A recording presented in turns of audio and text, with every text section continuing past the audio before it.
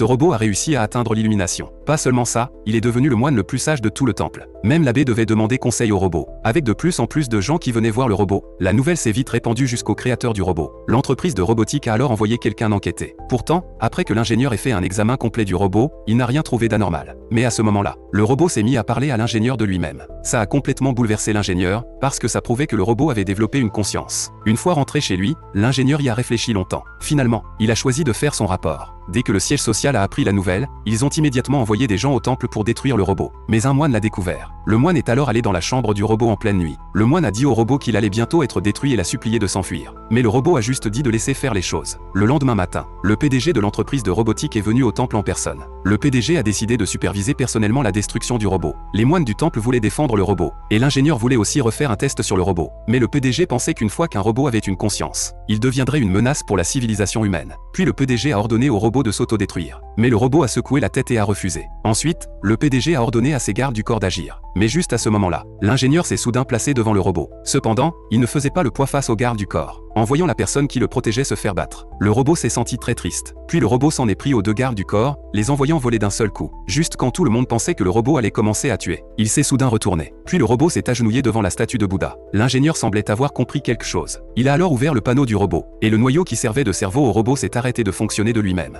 En voyant ça, tous les moines se sont agenouillés derrière le robot pour prier pour lui. Mais personne n'a remarqué la profonde tristesse et la peur de l'ingénieur. Sur le chemin du retour, l'ingénieur a trouvé un chien robot cassé. De retour dans sa chambre, l'ingénieur s'est carrément ouvert le bras. Il en a sorti une puce et l'a mise dans le chien robot cassé. Il s'avère que l'ingénieur était aussi un robot, seulement il se camouflait très bien.